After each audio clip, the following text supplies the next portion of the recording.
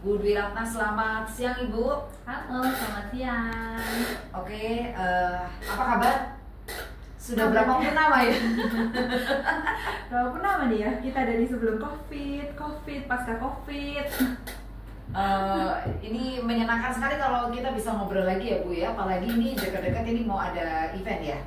Dalam waktu dekat ini karunia ini mau ada event masih juga seputar SPT dan Kortek ya.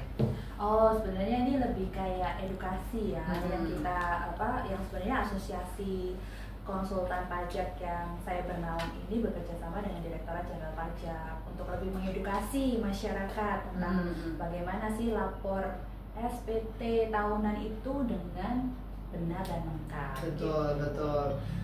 Jadi untuk hari ini memang sesuai temanya ya, lapor SPT dengan benar dan lengkap. Hindari pidana pajak.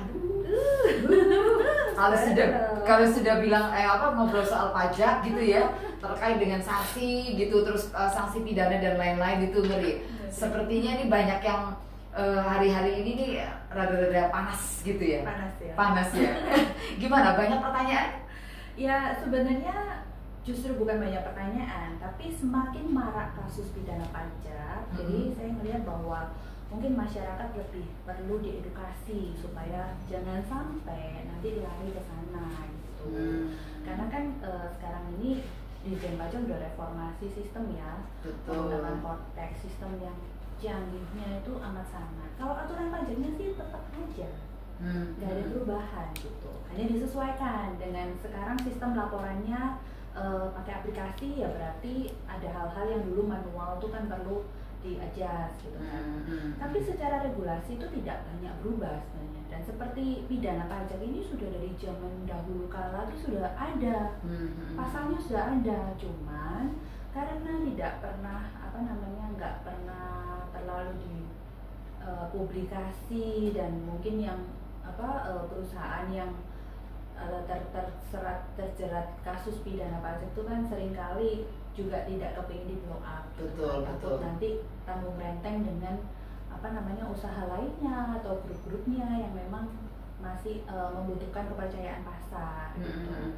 Namun dengan adanya Kortex ini itu akan lebih bisa menjangkau banyak wajib pajak yang tidak patuh ya kan, dan terutamanya tidak patuhnya itu menghindari pajak secara masif dan agresif. Itu malah nanti bisa muncul potensi kena pasal yang pidana pajak. Makanya hari ini kita ingin sharing gitu ya ke para pendengar Pas FM terutama, karena kan ini Radio Bisnis Surabaya, berarti kan pebisnis semua kan yang dengerin gitu kan. Jangan sampai nanti karena ketidaktahuan gitu, oh ternyata dengan saya melakukan seperti ini yang dulunya kan tidak ada masalah loh gitu. Tapi setelah Kortex kenapa saya bisa jadi kena pidana pajak gitu kan. Nah itu yang maksudnya perlu edukasi gitu. Saya cukup yakin DJP juga kalau mau terlalu banyak bahas tentang pidana pajak ini takutnya nanti menakut-nakuti wajib pajak gitu kan. Makanya selalu lebih halus sih kalau DJP itu mengajak gitu. Ayo pajak kita ini untuk kita loh, gitu. Untuk membangun negara, fasilitas dan macam-macam gitu kan, proyek-proyek pembangunan gitu. Nah tapi pasal ini kan sudah cukup lama ada dan bukannya tidak pernah digunakan. Maksudnya sudah cukup banyak juga perusahaan yang kemudian itu harus tutup karena terjerat dengan pidana pajak. Karena sanksi maksimal dan sanksinya itu kurungan dan denda. Iya. Jadi kalau karena perpajakan ini kan hukumnya itu kan khusus ya. Kalau hukumnya khusus tuh biasanya sanksinya tuh lebih berat daripada pidana pada umumnya gitu. Karena kalau pidana khusus itu kan berarti sudah diatur secara khusus ya kan, dan seperti perpajakan ini kalau pidana pajak itu sanksinya double. Jadi bukan sekedar dikurung orangnya gitu kan, tapi kurungan plus denda. Dan denda ini apakah bisa subsidi dengan kurungan? Sebenarnya kalau di pajak itu enggak. Denda gitu ya. Denda. Iya. Kurungan. Jadi kan sangat miris ya kalau misalkan ternyatanya sudah dikurung berapa lama, tentu tetap sudah bisa didenda menghasilkan gitu kan. Terus harus bayar keluar, denda. harus bayar denda, dapat duit dari mana gitu kan. Cari kerja aja mungkin udah susah kan kalau udah punya record kriminal gitu. Nah makanya untuk itu mungkin masyarakat perlu lebih teredukasi supaya jangan sampai nanti reputasinya itu hancur karena terjerat dengan pidana pajak. Oke, baik ya. Karena kalau sebetulnya kalau di luar negeri ini sudah sangat familiar gitu ya. Karena banyak yang terkena kasus gitu pidana pajak, mereka harus dihukum gitu ya, kurungan dan lain sebagainya gitu. Sebetulnya kalau di sini tuh mungkin juga apa namanya, sebetulnya sanksinya gitu sudah jelas. Cuma barangkali masih banyak yang dalam tanda kutip gitu ya. Betul. Nah ini di tahun pemerintahan yang baru gitu kan, tentu saja target penerimaan pajaknya kan juga naik ya gitu. Artinya secara keketatan gitu juga akan jauh lebih ketat tahun ini sepertinya gitu, tahun-tahun ke depan. Well, sebenarnya kalau untuk keketatan ya, kontrol kan berarti kan. Sekarang ini dengan sistem itu kan kontrol itu lebih mudah ya dilakukan gitu kan.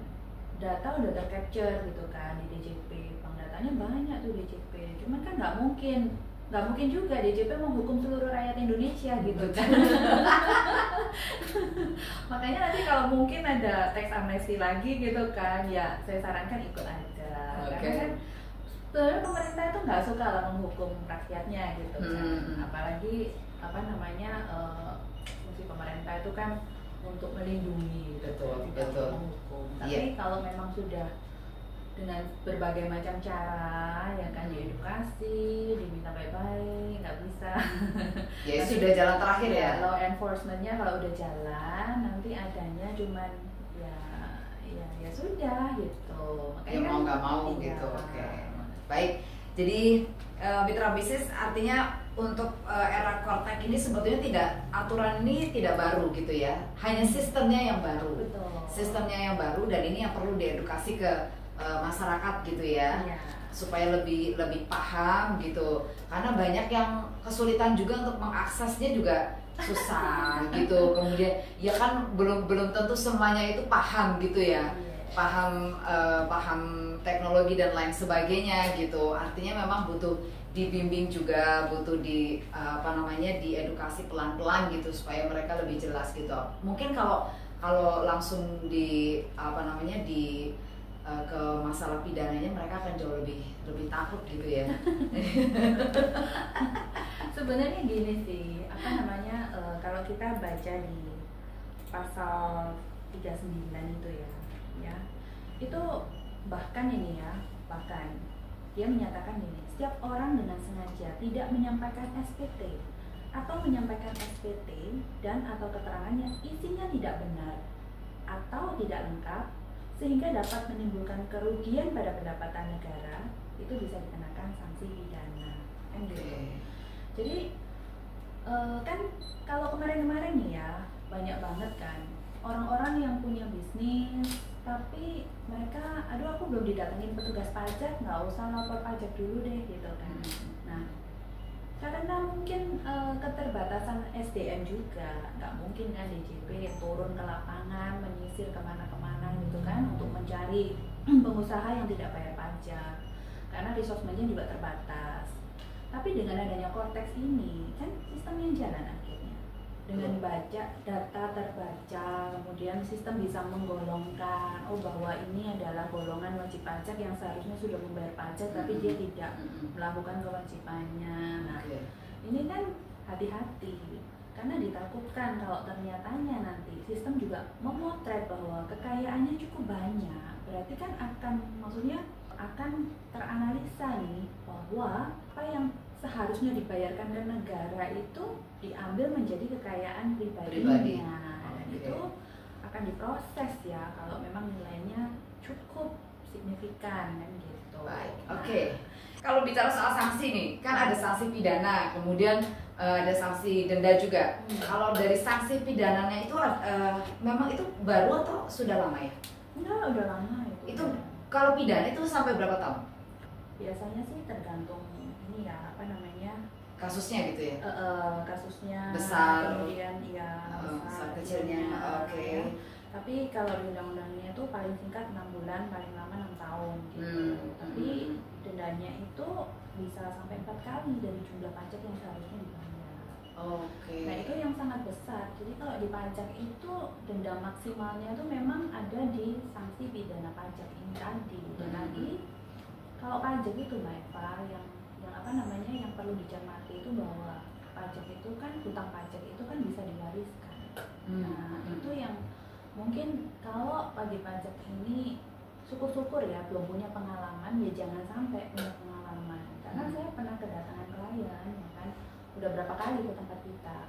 Karena sebabnya adalah yang pertama, waktu si ayah ini sedang diperiksa pajak, si ayah ini jatuh sakit gitu kan. Nah, karena kemudian komunikasinya terputus dari sisinya apa, DJP melihat bahwa tidak ada itikat baik dari wajib pajak. Ya. Sedangkan dari wajib pajaknya, dia juga waktu itu mungkin belum punya konsultan, nggak punya siapa yang bisa dipakai menyelesaikan masalah. Akhirnya digedoklah denda pajak sekian miliar gitu kan. Nah setelah si wajib pajaknya ini meninggal, hasil yang terjadi apa? Bahwa ya diklarifikasikan bahwa ini yang bersangkutan sudah meninggal. Oh ya, tapi karena produk hukumnya sudah keluar, maka ada kewajiban dari ahli warisnya untuk melunasi. Jadi dikasih pilihan mau dicicil atau mau dibayar sekaligus, atau mau memberi jaminan aset selama periode tertentu. Lalu kemudian yang kasus berikutnya yang datang ke kami ini adalah ya seorang anak gitu kan. Dulu pada waktu dia sekolah dia nggak tahu tentang hukum dan macam-macam gitu. Namanya dipinjam, papanya bikin perusahaan kongsi sama temennya. Nah, dia juga nggak tahu apa yang terjadi dalam perusahaan. Singkat cerita, perusahaan ini diperiksa pajak, kena denda pajak yang besar, lalu kongsiannya papanya ini lari gitu. Nah, karena nggak bisa ditemukan kongsiannya papanya ya kan, namanya dia kan ada di dalam akte, berarti dia tercatat sebagai penanggung pajak kan. Akhirnya ditagihlah ke rumahnya dia udah datang ke ke kantor pajak menjelaskan gitu kan, bahwa dia nggak tahu menau tentang perusahaan ini bla bla bla, dan sekarang papanya juga udah meninggal gitu. Tapi itu nggak bisa dihapus gitu. Karena secara legal formal denda pajak itu dikeluarkan dengan prosedur yang benar, dan hak wajib pajak untuk minta pengurangan dan lain-lain pada saat masa periodenya ada itu tidak digunakan, sehingga ini sudah menjadi keputusan inkrah berkekuatan hukum dan harus dilunasi. Dia datang, dia bilang, Pak saya nggak punya uang kalau harus bayar segini banyak, aset pun saya juga nggak punya gitu. Saya cuma dosen ya kan, dia bawa slip gajinya, gaji saya cuma segini gitu kan. Ya akhirnya diberikan relaksasi, hanya boleh nyicil, bunganya di stop. Jadi hati-hati, bunga pajak itu nggak kalah sama bunga kredit. Jalan, bunga berjalan gitu. Kan bunganya di stop gitu. Sekarang banyak orang yang bingung dengan pinjol dan lain-lain gitu ya. Iya. Bunganya gitu. Ternyata bunga pajak itu juga sama mengerikannya gitu ya. Oke. Akhirnya mereka cuma dikasih solusi. Dikasih solusi boleh cicil gitu, sesuai dengan kemampuannya. Oke. Sampai selesai. Oke. Jadi mungkin kebanyakan rata-rata kasus ya seperti itu gitu ya Bu Dwi ya? Iya. Kalau saya lihat kan sebenarnya berawal dari ketidaktahuan wajib pajak gitu. Nah, siapa sih sebenarnya yang ingin mewariskan utang? Nggak mau dong. Kita kalau mau warisin kan maunya warisin aset. Betul. Tapi ya jangan sampai, maksudnya karena ketidaktahuan kita nih, ternyatanya kita punya hutang nih ke negara yang masih bisa ditagih dan harus dibayar oleh ahli waris kita gitu kan. Jadi ini sekarang balik lagi, gimana nih supaya kita tuh nggak terjerat oleh pidana pajak ini mesti kayak gimana gitu loh. Sebenarnya caranya tuh gampang banget sih. Pajak di Indonesia ini kan sistemnya self assessment ya. Berarti apa? Kita ini ngitung sendiri, lapor sendiri, bayar sendiri gitu kan. Jadi tergantung dengan kejujuran wajib pajak kan gitu. Nanti dari sisinya DJP dia punya kewenangan untuk ngecek nih, diperiksa kita udah sesuai nggak sih gitu kan. Kalau udah sesuai ya sudah, kalau belum ya dia akan hitung berapa sih kurangnya kan gitu. Nah kan kalau kemarin-kemarin mungkin masih banyak ruang celah untuk kita tuh nggak kelihatan gitu kan. Tapi sekarang dengan adanya sistem yang canggih seperti ini, saya rasa sistem ini bisa melihat yang kemarin-kemarin nggak kelihatan. Yang bolong-bolong gitu ya. Jadi ya jadi bukan lagi sekarang dari laporan kompetitor ya kan yang nggak suka sama kita. Tapi pajak sudah punya data yang cukup cukup valid lah untuk dia itu bisa menentukan kan apakah kewajiban dari perpajakan kita ini sudah sesuai atau enggak. Karena sistem Cortex ini kan nanti didesain dia akan mengkategorikan wajib pajak berdasarkan tingkat kepatuhannya. Supaya nanti yang paling patuh ya akan diberi reward gitu kan. Mungkin fasilitas, kemudahan gitu ya. Nanti yang paling tidak patuh ya dia akan terapkan sanksi yang makin lama makin berat. Tentu yang paling tidak patuh ya jatuhnya ke pidana pajak. Jadi kita orang kan mendapatkan sanksi maksimal tuh kan nggak dengan seketika ya, pasti ada prosesnya gitu. Dan biasanya dari kalau perpajakan itu kan dia masih melihat itikat baik gitu. Itikat baik dari wajib pajak. Kalau ada itikat baiknya maka masih akan diberikan kesempatan lah ya. Kalau memang sudah nggak ada itikat baik ya akhirnya ya dibinasakan gitu. Nanya aja enggak gitu ya, maksudnya nanya enggak gitu ya, kepingin tahu enggak gitu ya. Nah ya itu ya sudah lah ya. Baik, artinya kita harus tahu benar seperti apa sih kalau mau lapor yang benar itu seperti apa gitu ya. Lapor yang benar dan lengkap itu seperti apa. Lapor benar dan lengkap ini benarnya seperti apa, lengkapnya tuh ya kayak gimana Bu Dwi? Sebenarnya kan kita di form laporan SPT itu kan udah ada panduannya ya. Kalau pajak ini kan kita lapor penghasilan, harta dan kewajiban. Cuma 3 poin ini aja, sedikit kan sebenarnya gitu. Dan gampang banget kan. Pasti adalah sesuatu yang kita tahu gitu. Penghasilan kita pasti tahu. Aset kita pasti tahu juga kan. Kewajiban kita, hutang kita kan kita juga pasti tahu gitu. Jadi pajak itu hanya melaporkan yang kita tahu. Yang nggak tahu tuh mungkin kalau saya memiliki ini semua, pajak yang harus saya bayar berapa gitu kan. Itu yang nggak tahu. Serahkan pada ahlinya. Siapa tuh? Punya konsultan. Itu. Jadi kalau kita lihat panduan dalam mengisi, makanya nanti di Cortex itu akan diberi panduan lebih detail, kan? Lebih detail berarti apa? Kita diberi pertanyaan-pertanyaan di sana. Apakah punya tabungan? Kalau punya, berapa nilainya gitu kan? Apakah punya aset obligasi? Kalau punya, berapa nilainya gitu kan? Nah, dari pertanyaan-pertanyaan yang diberikan itu tinggal dijawab aja sejujurnya. Lalu di bawah itu nanti ada disclaimer bahwa kita menyatakan kita mengisi pertanyaan di atas itu dengan sebenar-benarnya, ya kan? Dan bahwa apabila tidak benar, bersedia untuk menerima sanksi kan gitu. Nah, karena ada disclaimer itu berarti kan statement itu Bapak Ibu sendiri yang ngomong kan. Berarti harus bisa dipertanggungjawabkan gitu kan. Sehingga apabila kita sudah isi, ternyata ada kelupaan, kita nggak bilang nggak lapor ya, tapi lupa gitu kan, mungkin terlalu banyak asetnya. Tapi di pajak kemudian meng-capture, ini ada ternyata Bapak Ibu punya obligasi 1 miliar ya, belum lapor nih di SPT-nya. Pasti kan diimbau dulu, segera betulkan laporannya, ada kesalahan gitu kan. Nah kalau kita sudah betulkan ya selesai, no issue. Tapi kalau ternyata kita nggak mau ngaku nih gitu kan, itu bukan aset saya gitu ya, oke, nanti dari sisi pajak juga akan lakukan penyelidikan lebih lanjut kan, kenapa bisa muncul nih data di tempat dia obligasi kita nilai 1 miliar, tapi ternyata kita nggak mengakui gitu kan. Apakah yang salah datanya, ataukah yang salah dari pihak BI yang melaporkan ya kan, atau memang wajib pajaknya nggak jujur gitu kan. Itu akan diteliti.